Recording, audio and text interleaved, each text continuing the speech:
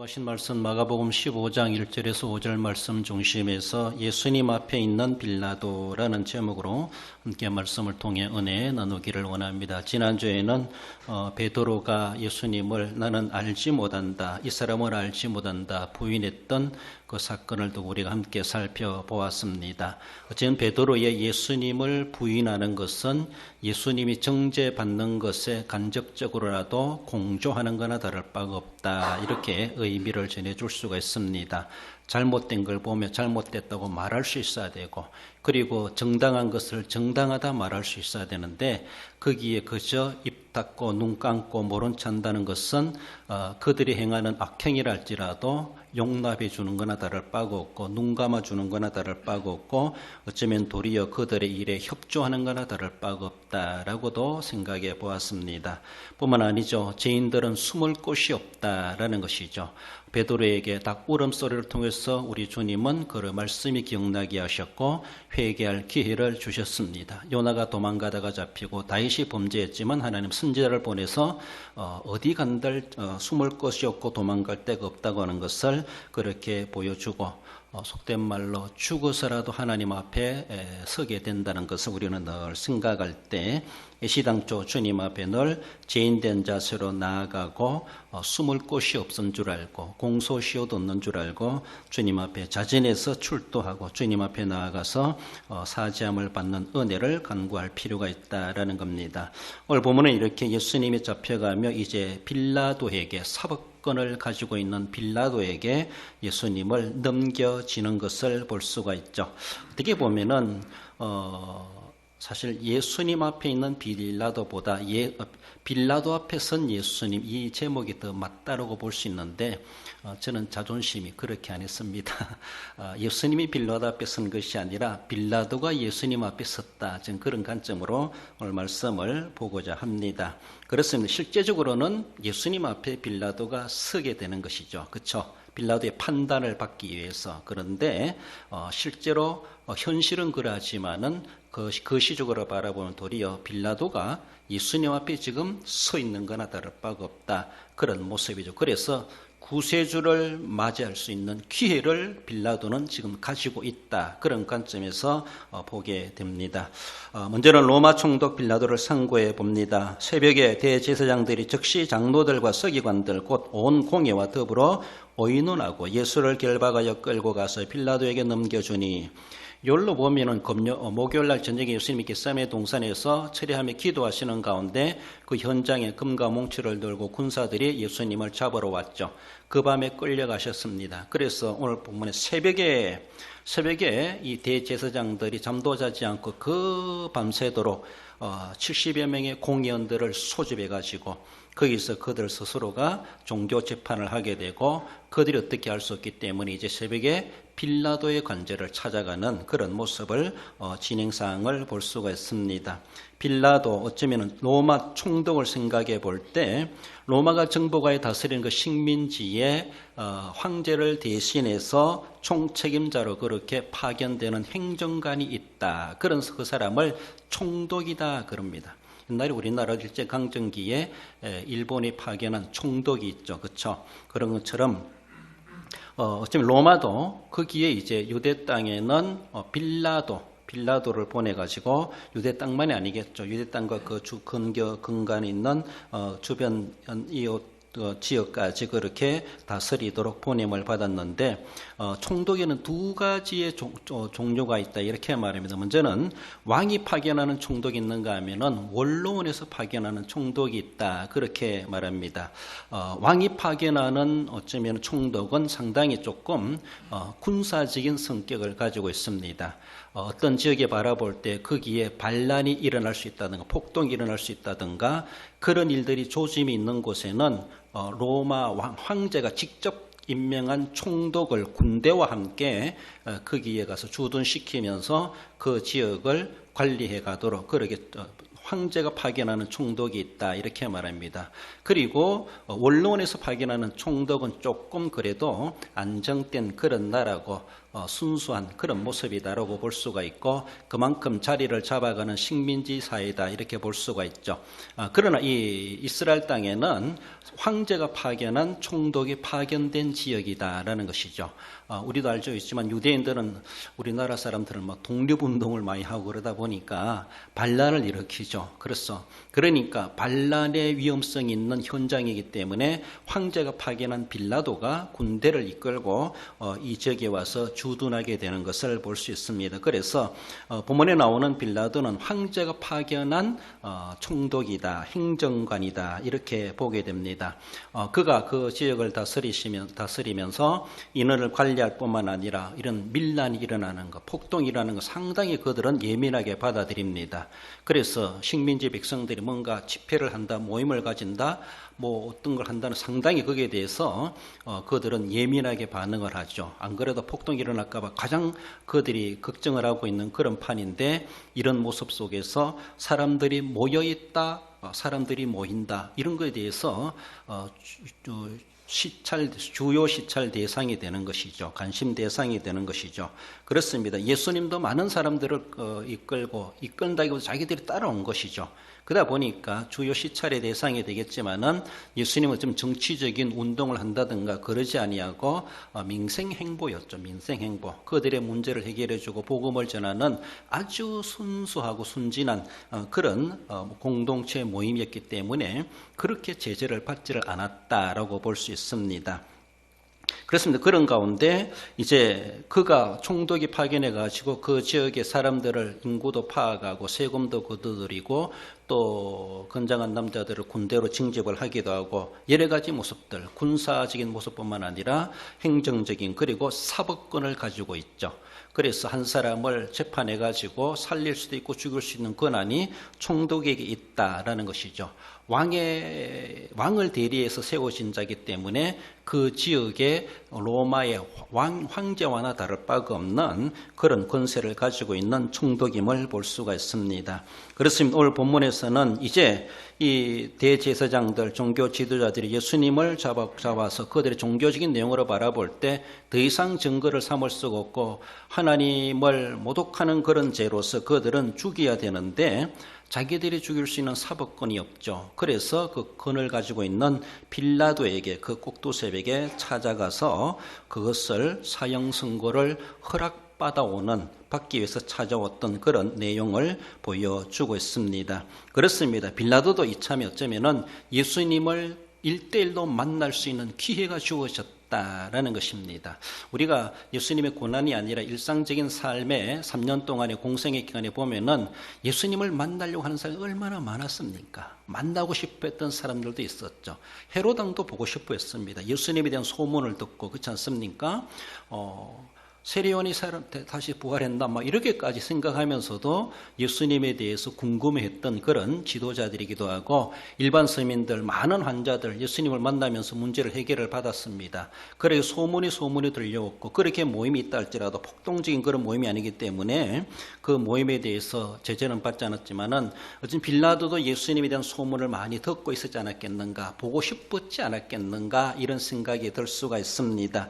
오늘 본문에서는 서로의 원치 않은 그런 모습에서도 지기 때문에 예수님을 만날 수 있는 기회이지만은 우리가 좀 더 깊이 들어가서 바라본다면 이거는 하나님의 섭리하심이 단순한 예수님의 고난 위에서 빌라도를 만나게 하시는 그런 섭리이기도 하겠지만은 개인적으로 바라보면 이 빌라도가 구세주 예수님을 만날 수 있는, 우리의 신앙 입장으로 바라보면은 예수님을 만나고 예수님을 영접할 수 있는 기회를 그는 가지게 되었다라는 것이죠. 얼마나 좋은 기회입니까? 신앙적으로 영적으로 바라보면은 이만한 하나님의 은혜의 기회를 주신 때가 어디 있겠는가라고 볼 수 있습니다. 그런 모습에서 빌라도가 또 예수님 앞에 선자이다 이렇게 저는 보게 됩니다.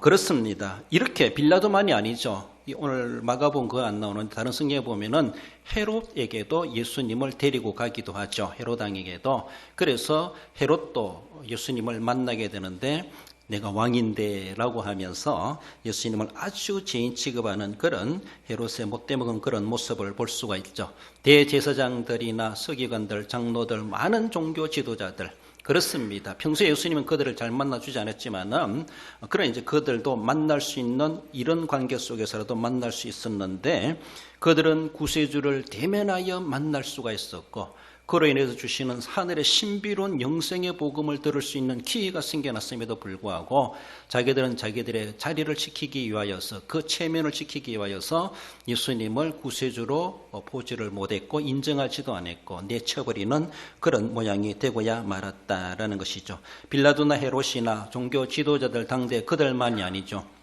오늘날에도 예수 그리스도께서 우리에게 찾아오십니다. 기도도 하셨지만 우리가 찾아가 전도하는 이웃 주민들 그들도 예수님을 만나는 기회를 우리가 잡고 그 복음을 전하고 예수님을 소개합니다. 예수님을 영접하여 구원받을 수 있는 기회가 계속해서 그들에게 주어지고 다르게 보면은 그들도 예수님을 만나고 있어요. 만나고 있는데 너는 너고 나는 나다 이거죠. 예수님과 자기는 아무 관련 없는 사람 것처럼.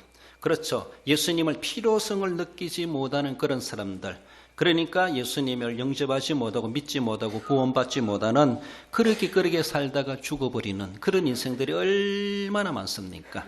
그렇습니다. 적어도 우리나라에 살아가는 사람들은 복음화된 우리 대한민국의 문화다 이렇게 볼 수가 있는데 다른 선교지에는 예수님의 이름 그리고 예배하면 드리는 것도 그렇게 쉽지 않고 어렵고 복음 자세하게 복음을 듣고 성경을 읽을 수 있다고 하는 것도 안 되는 그런 사람들에 비해서 우리는 얼마나 좋은 시대에 살아가고 있습니다. 얼마든지 예수님을 만날 수 있고 영접할 수 있고 믿음을 가질 수 있는 이런 호황의 시대에 살아가고 있는데 자기 먹고 사는 일에 바쁘다 보니까 어쩌면은 믿음의 필요성을 느끼지 못하고 예수님이 자기 앞에 와 있음에도 불구하고 영접하지 못하고 어쩌면 자기가 도리 예수님 앞에 지금 서 있는 위치에 그런 처지에 있음에도 불구하고 예수님한테 도움을 구할 줄도 모르는 이런 무지몽매한 인간들의 그런 모습이 아닌가라는 겁니다.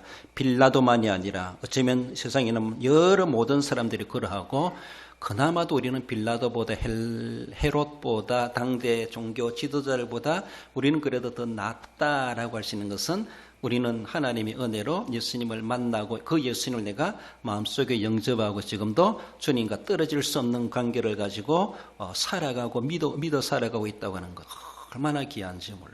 그렇습니다. 성경상에 나오는 이러한 인물들 세상적으로 위대한 인물들 부러워할 것 없다라는 겁니다. 그렇습니다. 이런 장면 어쩌면은 빌라도와 예수님이 딱 대면에 섰어요. 이 장면은 최후의 심판대 앞에 다시 일어나게 됩니다. 이 장면은 그렇습니다. 이 장면은 지금은 예수님이 그에게 신문 받기 위해 서 있지만은 어쩌면은 정말 1대1의 만남의 그 상황은 최후의 심판대에서 빌라도는 그때 가면 놀랄 겁니다. 아니 네가 그렇죠? 내 앞에 끌려온 너가 어떻게 네가 거기 앉아 있느냐 이렇게 말할 수 있겠죠. 그 날이 온다는 것이죠. 그 날이 이 입장이 뒤바뀌게 돼가지고 분명하게 헤롯도 서게 될 것이고 당대 대제사장 가야바 안나서도 서게 될 것이고 당대 예수님을 배척하고 잡아갔던 금가뭉치를 가지고도 많은 군병들까지도 예수님 앞에 딱 서게 될 겁니다. 주님은 심판장으로 심판대 앞에 서시고 그들은 거기에 제수처럼 서가지고 무정하게 얼굴 숙여 있을 것이죠. 주님을 대면할 날이 있다는 것을 생각해야 되죠. 그분이 될 줄을 생각지도 못하고 오늘 본문에서는 함부로 취급하고 대하는 이러한 모습들 그렇습니다. 이것이 하나님 앞에 얼마나 신성모독하는 죄요. 하나님을 하나님 알아보지 못한 이보다 더 큰 죄가 있겠는가. 정말로 사형에 해당할 자로다라고 말하는 것처럼 최후의 심판대 앞에 주님 앞에 대면에 섰을 때는 변호할 사람도 없고 회개할 기회도 없고 더 이상 뉘우칠 기회도 없고 용서받을 기회도 없다라는 것을 생각할 때 얼마나 불행한가. 우리 오늘도 그나마도 우리를 그렇게 부르시고 주님 앞에 선다 할지라도 내가 너를 안다 주님이 인정해 주시는 것이죠.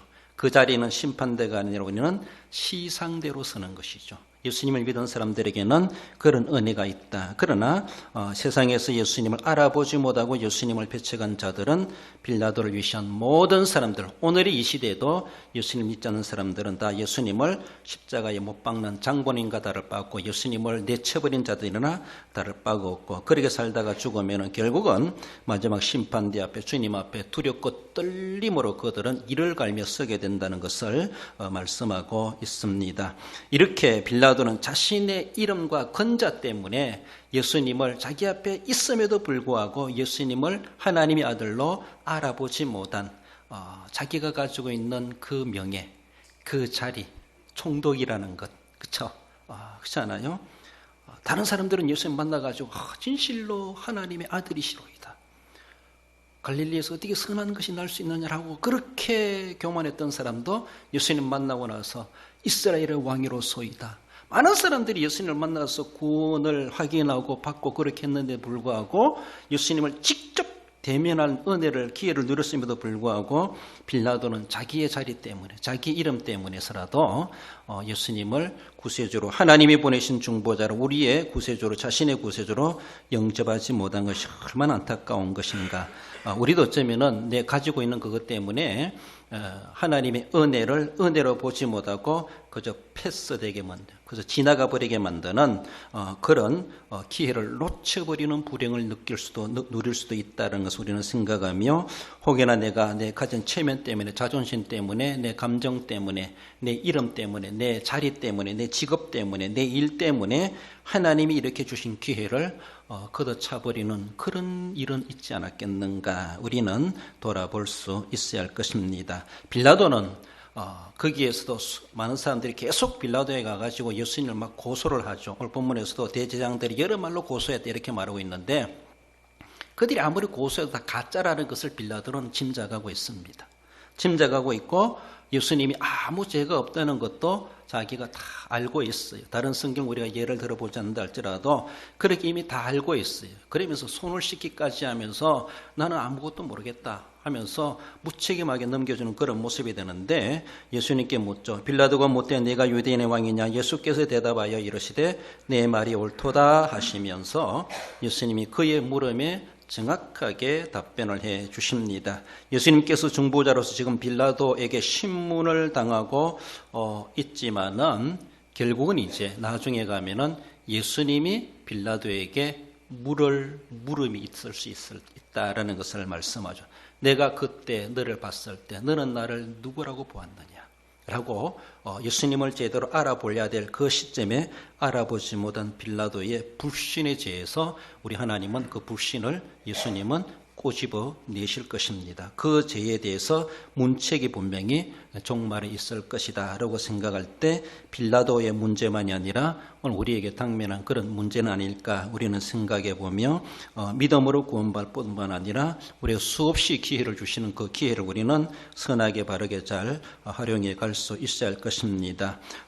사람들은 자기 접근자를 지키기 위해서 빌라도도 예수님을 이용해 버리지만은 그에 대한 책임이 얼마나 막중한지 빌라도는 알기나 알고 그 소리를 하고 예수님을 내보내는지 의문이 생긴다라고 볼 수 있습니다. 순간의 영광을 지키려다가 영원히 역사적인 후회를 하게 된다는 것을 빌라도의 모습을 통해서 볼 수 있습니다. 장차 주고 심판받을 날이 있다는 것을 늘 생각하며 우리는 주님 앞에 설 것을 준비해 가야 됩니다. 로마서 14장 10절에 보면 네가 어찌하여 내 형제를 비판하느냐, 어찌하여 내 형제를 업신여기느냐, 우리가 다 하나님의 심판대 앞에 서리라고 말씀하십니다. 그렇습니다. 우리가 무엇을 합니까? 우리 어떻게 비판할 권리와 자격이 있습니까? 하나님의 범위죠. 그러므로 너 함부로 그렇게 하지 마라. 나중에 주님 앞에 심판대 앞에 섰을 때 그 문책 어떻게 감당할 것이냐, 이것을 말씀합니다. 나아가서 두 번째로 무책임한 빌라도를 상고해 봅니다. 5절에 예수께서 다시 아무 말씀으로 대답하지 아니하시니 빌라도가 놀랍게 여기더라. 사람들이 예수님을 막 이 소리 저 소리를 막 고소를 하는데도 예수님은 아무 말씀도 안 하세요. 더 이상 다른 대답도 하지 않으십니다. 침묵하고 계십니다. 빌라도가 놀랍게 여기더라. 다우마죠, 기히 여기더라. 좋은 일이든 안 좋은 일이든 아주 놀란다는 겁니다. 저렇게 사람들이 너를 위해서 손가락질하고 막 저주를 퍼붓고 허위 고소를 하고 있는데도 너는 내와 아무 말이 없느냐. 보통 사람과 다르다는 것이죠. 많은 재판을 해봤을 텐데 빌라도도 어찌 이런 일이 있을 수 있을까? 자기의 무지함을 드러내기 위해서 많은 사람들이 이렇게 저렇게 정말 좀 가장되게라도 하면서 거짓말 섞어가면서라도 자신을 무지함을 나타내려고 증명해 보려고 하는 그런 일들이 인지상정이기도 한데 예수님은 아무 말씀도 하지 아니하시고 그들이 하는 대로 뭐라 하는 대로 아무 대답도 아니하시고 침묵하시는 예수님을 보며 빌라도가 아주 기이하게 놀랍게 여겼다라는 것입니다. 그렇습니다. 이런 모습에서 빌라도는 예수님을 그들에게 넘겨주고 말죠. 그렇습니다. 상당히 무책임하게 예수님에 대해서 자신은 행정관으로서 왕을 대신하는 자로서 정확하게 진위를 가려내고 거기에 대해서 판결을 해줘야 되는데 아무 죄 없다라고 말하면서도 죽일 죄인으로 넘겨주는 것이 무엇입니까? 이것은 이만한 부당한 재판이 어디 있습니까? 그렇지 않습니까? 그저 뭐 형을 내리는 것도 아니고 사형 선고를 내리는 사형 선고를 내리면서 아무런 무책임하게 책임감도 없이 그렇게 나 모르겠다 하면 너 맘대로 하라는 식으로 이미 그들에게 권리를 이양해 주는 그런 모습처럼 되어버리는 이러한 모습들. 우리가 사도신경에서도 빌라도에게 고난을 받아서 십자가에 못 박혀 죽으시고 그 어떤 사람은 빌라도에게 고난 받았는가 이것이 잘못된 거 아니냐 이렇게 말하는데 당대 어떤 행정적인 모습에서 사법적인 모습의 책임자이기 때문에 그런 대의적인 그런 책임자의 대표적인 이름이 빌라도가 나오는 것은 아닌가 그렇게 볼 수가 있습니다. 빌라도가 노 했으면 아니겠죠. 그러나 빌라도가 허락했기 때문에 계속 고난은 진행되고 석방되지 못했다. 죽음을 당할 수밖에 없으신 예수님이심을 봅니다. 그렇습니다. 빌라도가 큰 역할을 했다는 것은 결코 부정할 수가 없습니다. 빌라도에게 고난을 받아서 십자가에 못 박혀 죽으시고 그렇습니다. 빌라도가 어떻게 예수님에 대해서 말하고 있습니까? 마태복음 27장 읽어봅시다. 24절에서 26절 앞에 나오는 거 빌라도가 무리 앞에서 손을 씻으며 이르되 이 사람의 피에 대하여 나는 무지하니 너희가 당하라. 이에 바라바는 너희에게 놓아주고 예수는 책찍질하고 십자가에 못 박히게 넘겨주니라. 얼마나 안타까운지 몰라요. 그래서 빌라도에게 고난을 받아 십자가에 못 박혀 죽으시고 하나님의 하나의 또한 구속의 승리하심을 빌라도의 건자를 하나님은 이용하시지만은 개인적으로는 빌라도는 잘못되게 판결을 했고 무책임하게 일들을 저질러 버리는 장본인이 되고야 말았다라는 것입니다. 십자가에 못 박혀 죽으신 예수님, 그렇습니다. 당대에 십자가에 못 박혀 죽은 사람이 예수님만이 아니지만은 예수님의 죽으심은 죄 없는 자로 죽으셨고 우리의 모든 죄짐을 지셨기 때문에 또한 마땅히 죽으셔야만 했다라는 것을 말씀해 줍니다. 오직 우리의 죄짐을 대신 지고 대속의 제물로 죽으신 분은 예수님밖에 없으시고 우리의 생명을 위해서 부활하신 분도 예수님밖에 없으시다라는 것. 이것이 바로 하나님의 언약대로 계시대로 약속대로 이루어진 것이고 다르게 보면은 성경대로 고난받으시고 성경대로 죽으시고 성경대로 부활하신 예수님이심을 말씀해 줍니다. 그러므로 이 모든 일에 예수님의 고난의 배경에 빌라도가 있었다라는 것. 예수는 책찍질하고 십자가에 못 박히게 넘겨주니라. 그렇습니다. 어쩌면 예수님을 살릴 수도 있고 죽일 수도 있었지만은 자신은 총독이라는 것이죠. 밀란이 일어날까봐, 폭동이 일어날까봐, 백성들이 소란을 피울까봐 이것이 겁나가지고 무죄한 사람을 엄청난 죄인처럼 그렇게 다른 강도들과 함께 동일하게 처형하게 하는 이런 일들을 판결해 버렸다라는 것이 무책임하게 빌라도에게 책임이 있다는 것을 보여주고 있습니다. 빌라도 보고서라는 그런 소책자가 있기도 한데 그 예수님에 대한 관련 있지만 빌라도 보고서 그것만 있는 것이 아니라 빌라도가 자기가 여기에 제의하면서 자기의 있는 그 제의하는 그 기간에 있었던 사건을 다 수집해가지고 하나의 보고서로, 황제에게 보고서로 보내는 그런 책자가 있다고 합니다. 그것이 터키의 성소피아 성당에 그 원본이 소장되고 있대. 직접 손으로 썼대요. 손으로 썼는데 50권으로 되어 있답니다. 50권으로 되어 있는데 그 내용 중에 보면은 예수님의 사건도 거기에 기록되고 있다. 그렇게 말합니다. 그래서 그 당대 티베리우스 황제가 당대 로마의 황제인데 그 황제한테 자기가 있는 이 지역에 있었던 사건을 이렇게 서류화해가지고 보고 형식으로 그렇게 보고한 내용 그 중에 하나가 예수님의 사건도 거기에 기록되어 있다. 그 말씀을 보면은 이런 내용이 있다고 합니다. 예수님에 대해서 그는 범죄로서 어떤 법을 어김으로써 또 누구를 거릇되게 함으로써 비난을 산 적은 없습니다. 이 모든 사실은 그를 지지하였던 사람뿐 아니라 그를 대항하였던 수많은 사람까지도 인정하고 있습니다. 십자가 옆에서 말크스가 말한 것처럼 나는 진실로 이 사람은 하나님의 아들이었다고 말하고 싶습니다. 이런 내용이 있다는 것이죠. 백부장이 예수님의 십자가에 처형해가는 그 백부장 이름이 말크스인지 모르지만은 예수님의 거룩한 죽음을 보면 진실로 하나님의 아들이었도다. 그렇게 그가 말했던 것처럼 그것을 인용해가지고 그가 말한 것처럼 자기도 정말로 이 사람은 진실로 하나님의 아들이었던 것 같습니다. 라고 황제한테 보고서 내용 속에 이런 대목이 있다라고 하는 것을 말씀합니다. 빌라도가 그 이후에 어떤 인생이 있던 자세히 알 수 없지만은 그러나 당대에 예수님에 대해서 구세주를 알아보지 못하고 영접하지 못한 그것은 엄청난 무책임한 행동이고 구원의 길을 놓쳐버리는 빌라도의 참 불행이다라고 말할 수가 있습니다.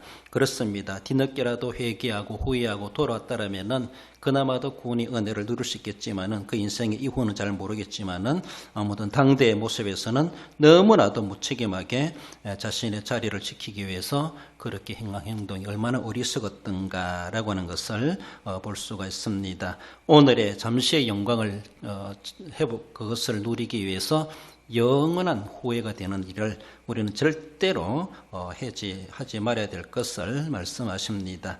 결론적으로 읽어봅시다. 구원의 주를 배척하고 공의의 책임을 져버림으로 기회를 놓친 빌라도가 역사의 비난받음을 알고 위의 것을 구하고 맡김받은 책임을 감당함으로 주어진 기회에 적극 쓰임받는 성도가 됩니다. 그렇습니다.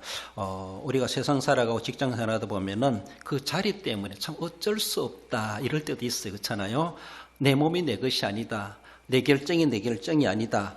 이런 상황도 있기도 합니다. 어쩌면은 그런 함정에 빌라도도 빠져 있었지 않았겠는가라고 싶은데 참 안타까워요. 그러나 아닌 건 아니다. 맞는 건 맞다. 딱 분명하게 선을 그어놓고 그 자리를 지킬 수 있어야 되는데 그러지 못한 것이 좀 우유부단한 그런 모습이 아닌가라고 볼 수 있습니다. 아무튼 이런 시험들이 우리에게 있다는 것을 늘 생각하며 위의 것을 구하고 맡김받은 책임을 감당함으로써 주어지는 여러 가지 하나님 주신 은혜의 기회를 놓치지 마시고 적극적으로 거기에 참여하여 귀중하게 들어쓰임 받는 복된 우리 모든 성도 여러분들 되시기를 주님의 이름으로 축원드립니다.